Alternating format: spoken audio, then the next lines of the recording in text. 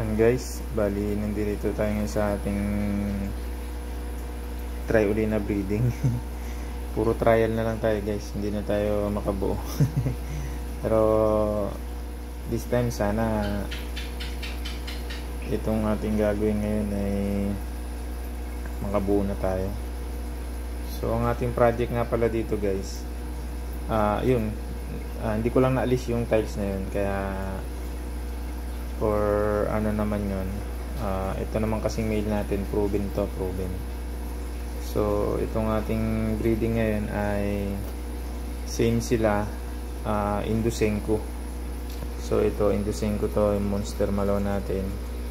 So ito Rambang, Indosenko din to, female. Yeah. So hopefully sana buo tayo nito for breeding materials in the future, na makabuo ito. Sinong huling tinaray ko sa kanila, hindi tayo nakabreed, nag-fail tayo doon. So hindi ko na na-videohan kasi medyo busy tayo. So sa ngayong pagkakataong ito, sana hindi ko muna sila pinagsama kasi baka mag-away uli sila or manibago.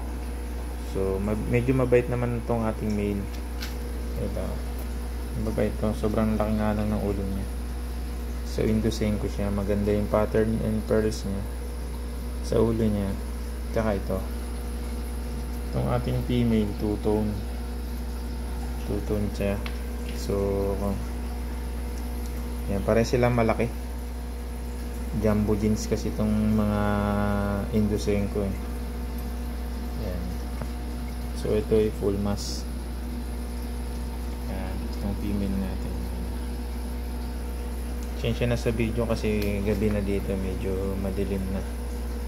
Kaya itong ilaw lang natin yung para makita sila.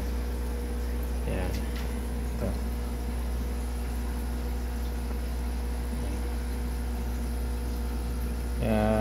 Hopefully guys, sana makabuo tayo nitong sa dalawang to.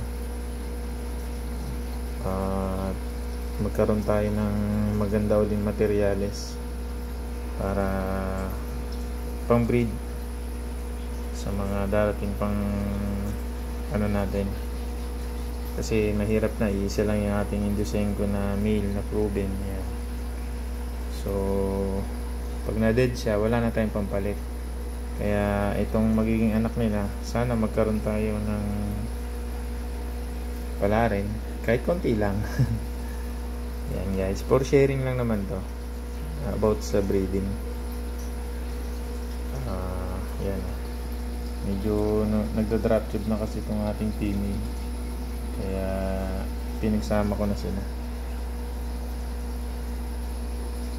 Sige guys, at update ko kayo kung makakabuo tayo nito or makakabuhay sa pangalawang pagkakataon. Ayan. Sige guys, thank you and God bless.